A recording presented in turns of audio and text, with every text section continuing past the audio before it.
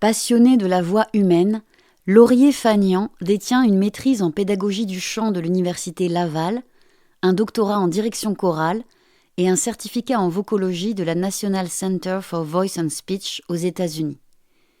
Responsable du programme de musique au campus Saint-Jean à Edmonton, il est depuis 1995 chef de la Dynamique chorale Saint-Jean, le plus grand chœur francophone de l'Ouest canadien.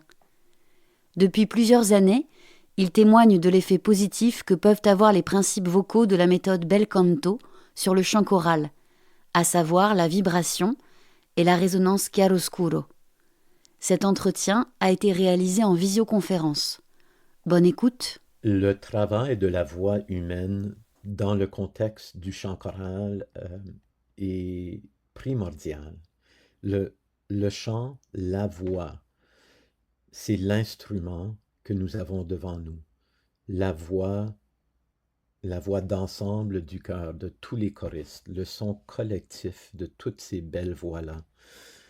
C'est vraiment ce que nous avons comme palette de couleurs dans notre art, dans l'art du chef de chœur. Alors le chef de chœur est d'abord et avant tout un professeur de chant. Un professeur de chant qui doit entraîner les oreilles et les sensations des choristes devant nous. Parce on ne s'entend pas de façon objective, parce que la voix doit percer les os et les membranes osseuses afin de pouvoir travailler avec nos sensations et nos oreilles, les deux en même temps.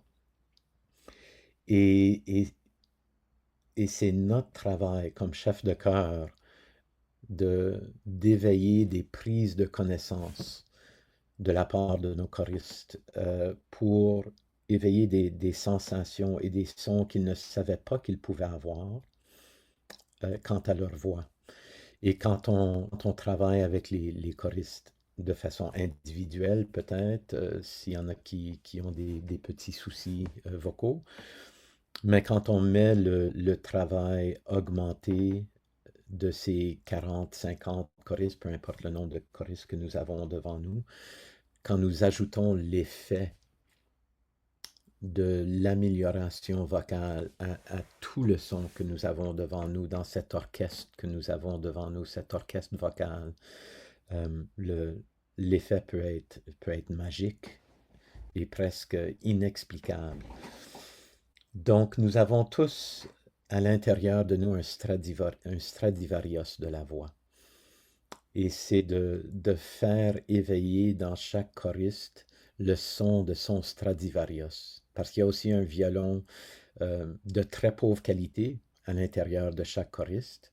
Et ça dépend de la façon de laquelle on utilise la voix et qu'on la maîtrise par des principes que je vais expliquer, qui nous fait passer d'un violon de pauvre qualité à un vrai Stradivarius. Et pour faire ça, j'utilise des principes du chant de la méthode dite bel canto, donc de l'ancienne méthode italienne, que j'ai adaptée au chant choral dans mes études et dans ma recherche et dans mon travail avec beaucoup de cœur. Et quand nous prenons le temps, et comme chef de chœur, souvent on n'a pas beaucoup de temps. Et on travaille toutes ces notes-là, tous ces rythmes, ces langues. On a beaucoup de travail à faire pour le concert qui s'en vient toujours. Et souvent, on ignore, jusqu'à la dernière minute peut-être, quand tout est en place, on ignore l'aspect du son de l'instrument qui est devant nous. Et l'instrument, c'est le cœur, le son collectif de toutes ces voix-là. Tandis que je crois que ça devrait être l'opposé. Parce que les personnes qui nous écoutent vont peut-être dire, oui, on chantait toutes les bonnes et tous les bons rythmes, mais ça m'a pas fait grand-chose. Ça ne m'a pas ému. Le son de la voix humaine est un son qui peut toucher, qui peut transporter le monde, sans qu'on mette la mélodie et les paroles et juste le son de la voix humaine. Donc je crois que c'est notre travail comme chef de chœur d'aller là et de travailler à la base le son de la voix et comment la voix habite le corps et comment le corps et la voix doivent devenir un seul instrument qui travaille en partenariat. Et je fais ça moi-même personnellement par l'entremise des principes du bel canto, donc des anciens chefs et des anciens maîtres du bel canto du 17e siècle même, ça a commencé au 19e et même au 20e siècle. Et les trois éléments de base sont la respiration, la vibration et la résonance. Ce sont nos trois outils. Et ensuite, il y a beaucoup de sous-outils qu'on peut utiliser dans chacune de ces catégories-là. Mais dans l'inspiration, c'est là où on crée la caisse de résonance de ce Stradivarius-là. C'est là où on ouvre l'instrument et toutes les possibilités et tout le potentiel de l'instrument.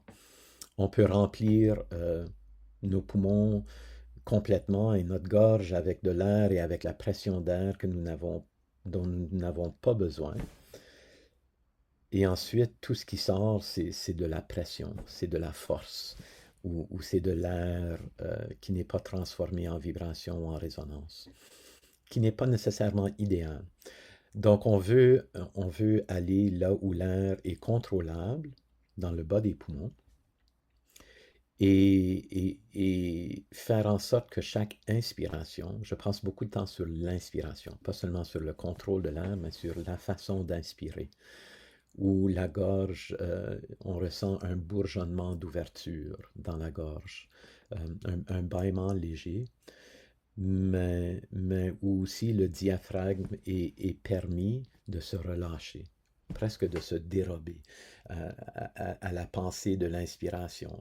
Le diaphragme descend sans effort musculaire, les côtes s'ouvrent, ça ouvre, cette action-là ouvre le bas des poumons davantage et ça crée un vide dans le bas des poumons et la nature déteste un vide et pouf, l'air apparaît dans le bas des poumons, là où il est contrôlable. Et au-dessus de ça, ce qui nous reste, c'est un vide ouvert, la gorge, la bouche, le, le, le haut de la poitrine, une sensation de vide, même si on est plein dans le bas des poumons.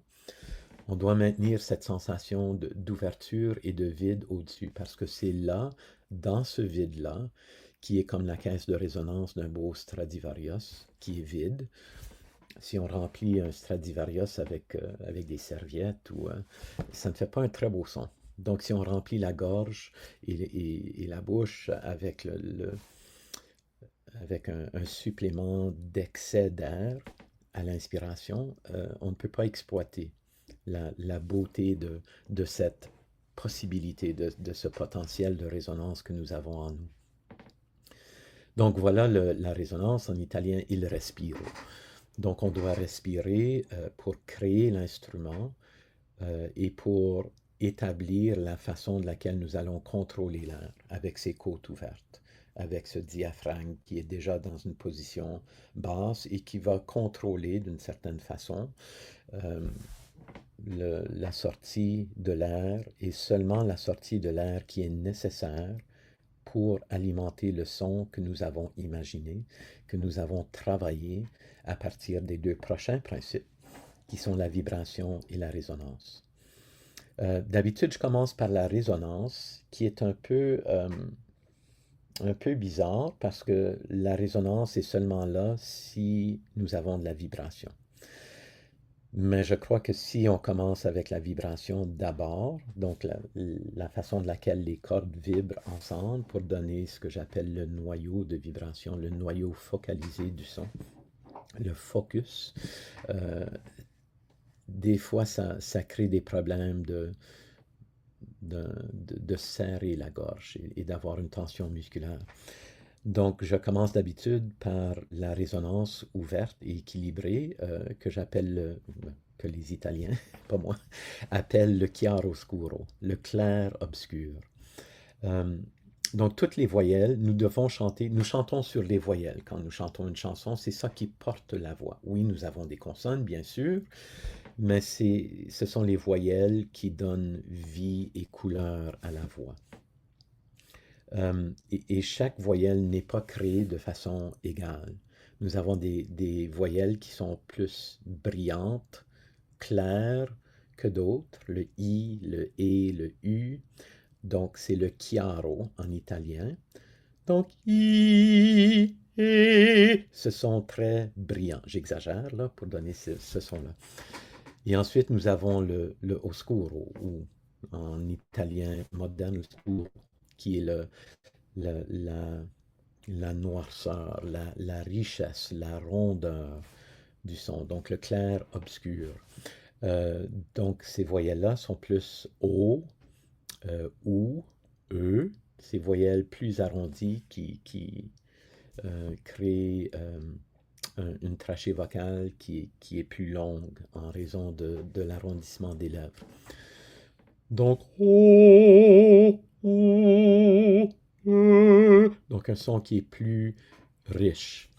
Euh, mais est-ce qu'on veut avoir certaines voyelles qui sont claires et brillantes et certaines voyelles qui sont rondes et riches et devoir constamment ajuster et notre instrument et l'auditoire ajuster leur écoute pour ce changement de qualité de son? Je pense que non.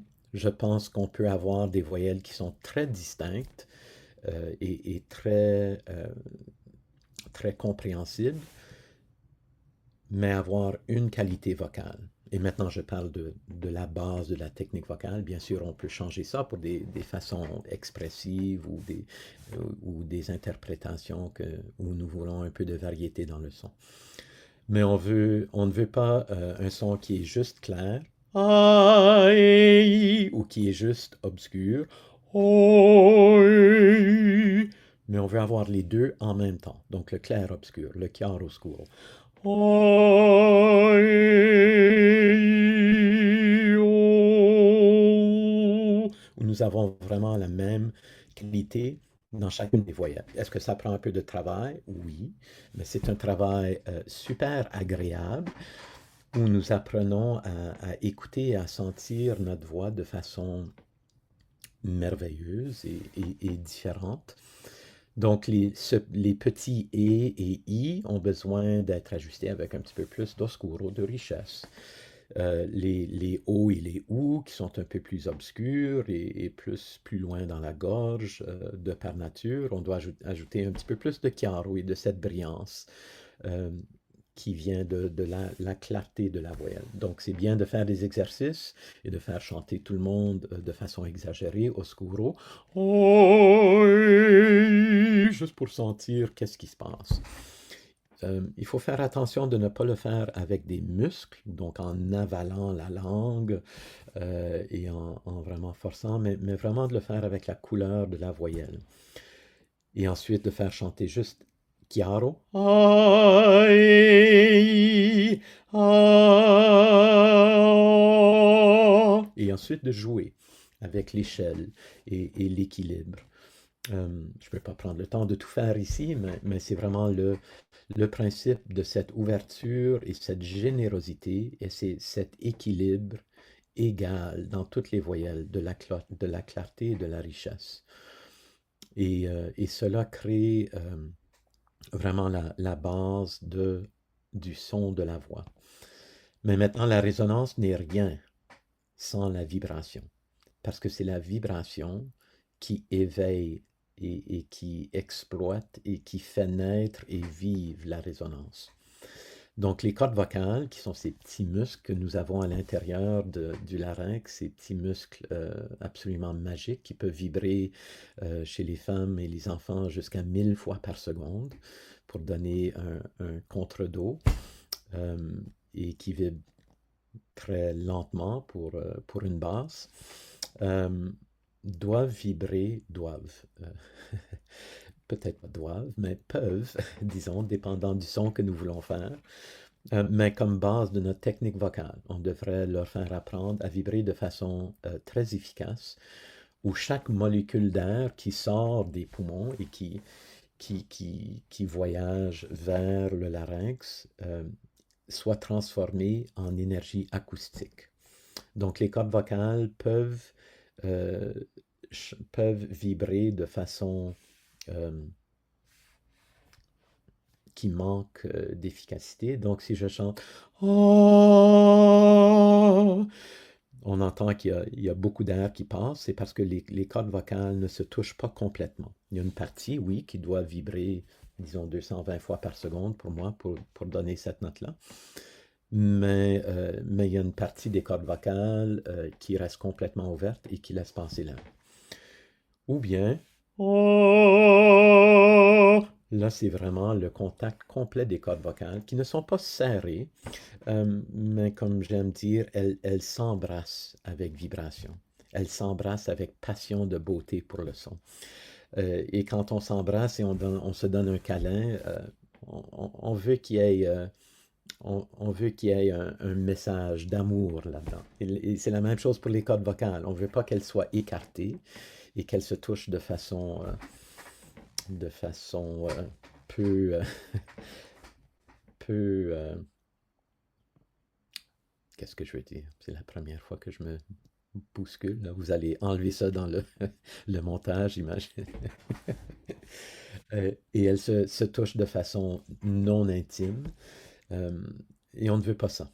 On veut que les cordes vocales s'embrassent avec une efficacité de vibration. Et souvent, c'est plus difficile avec les voyelles qui sont plus ouvertes. Parce que j'ai noté dans ma recherche que les lèvres vocales, les cordes vocales, qui sont beaucoup comme des lèvres, donc on les appelle aussi des lèvres vocales ou des plis vocales, ont tendance à suivre les lèvres, les vraies lèvres de la bouche. Et quand les lèvres sont plus ouvertes, comme dans une voyelle de A, les lèvres vocales, elles aussi s'ouvrent. Donc on peut chanter un I qui a ce sens de focalisation ou de convergence de vibration et ouvrir un A, puis pouf, c'est parti. Donc, I, A, comme les choristes, les jeunes comme les adultes. Donc, I, A, I, A. Il faut essayer de rester sur ce noyau de vibration dans toutes les voyelles. Donc, ce sont nos deux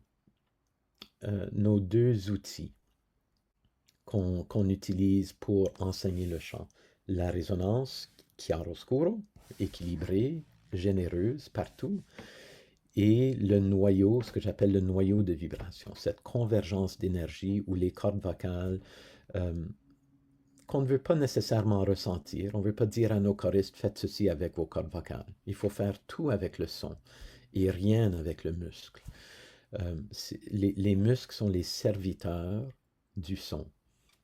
Et il faut entraîner nos choristes encore avec les oreilles et avec les sensations de quoi sentir et pourquoi écouter. Donc un exercice que je fais souvent pour faire sentir le noyau, surtout avec les sopranos et altos, ça va être fort, désolé, mais c'est de faire un oui, oui. Et quand on ne pense pas à chanter une certaine note, c'est beaucoup plus facile pour les cordes vocales de venir en contact et de faire un son qui est efficace, qui a cette convergence d'énergie. Et ensuite, mais il y en a qui vont faire oui, oui, donc il n'y a pas de chiaroscuro là-dedans. Donc oui, oui. Et ensuite, quand on va pour chanter, on enlève ça, puis on va, on garde vraiment et le noyau convergé de vibration et la voyelle chiaroscuro ouverte et partout. Donc c'est un vrai paradoxe. Et le paradoxe doit exister. La vibration ne peut pas être ouverte et la résonance ne peut pas être fermée.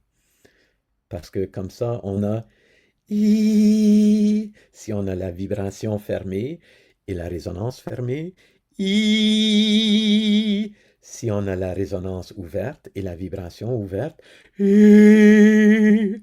Mais quand on a la vibration fermée, euh, converger de façon efficace, et la résonance ouverte, c'est la vibration qui remplit cette résonance-là et qui l'éveille. Et comme ça, nous avons une voix euh, belle et efficace. Et la beauté, dans le bel canto, c'est la beauté qui gère tout. Et quand notre premier objectif est la beauté, avec le travail de ces deux amis de la voix, le noyau de vibration et la résonance chiaroscuro, quand notre objectif est cette beauté-là, on trouve que tout le reste se met en place. La justesse. Tout à coup, les personnes ne chantent ou chantent beaucoup moins faux parce que on a installé une consistance dans la façon de laquelle les cordes vocales vibrent et les résonateurs résonnent. Et souvent, une manque de justesse, c'est en raison de ces deux choses-là et de l'air qui est mal contrôlé. Donc l'autre élément, bien sûr, c'est l'air et le contrôle de l'air. Et tout ce que je vais dire là-dessus, c'est que on devrait, après avoir pris ce beau respiro-là, avec l'air qui entre très bas et qui laisse un vide dans la gorge et la bouche au-dessus, afin de pouvoir chanter avec cette belle vibration et résonance, le corps, après ça, il reste ouvert. Il ne s'écrase pas, il ne force pas l'air pour sortir. Après un bout de temps, quand on chante bien, le corps apprend comment alimenter ce son-là et de le faire de façon instinctuelle et d'une façon où on n'a pas besoin de penser à ça. Donc le contrôle de l'air devient en fait le contrôle du son ou de ce que j'appelle le tonus vocal. Le tonus étant le mariage de cette vibration convergée et de cette résonance ouverte et partout.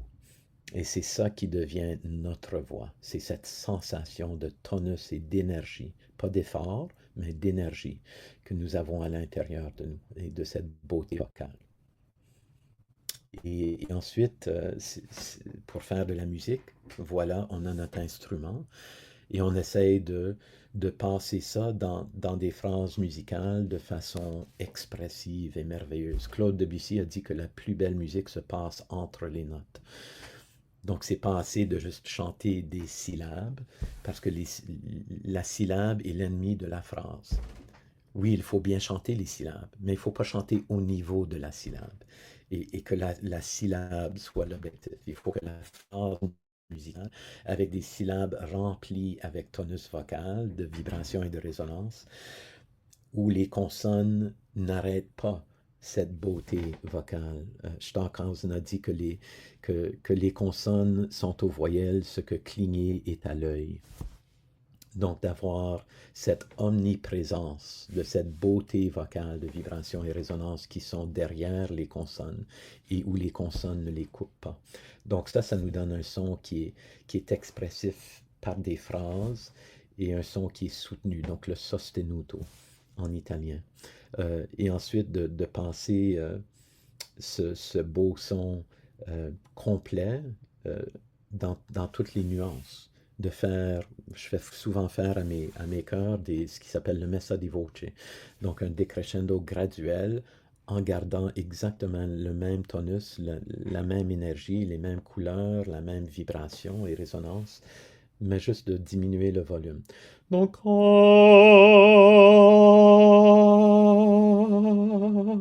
et ce qu'on entend souvent quand des chœurs amateurs font des décrescendos. J'exagère un peu, mais tandis que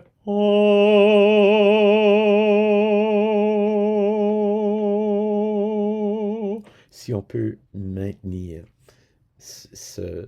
et prendre un voyage de nuances sur le noyau et ne pas laisser la valve des cordes vocales s'ouvrir et laisser passer l'air.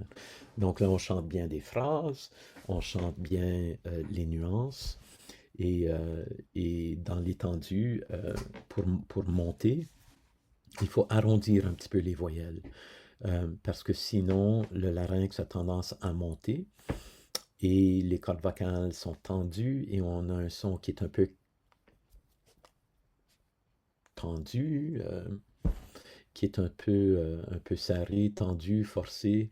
Et là, les changements de registre qui doivent s'effectuer ne peuvent pas ou ont du mal à s'effectuer. Donc, d'essayer de toujours maintenir cette rondeur dans la voix, euh, et d'en ajouter un peu en montant avec l'objectif que le son soit toujours égal. On doit ajouter un petit peu de rondeur pour que ça sonne pareil, mais pas pareil, égal en montant. Sinon le larynx monte et on entend cette perte de résonance et cette tension qui s'insère dans le son.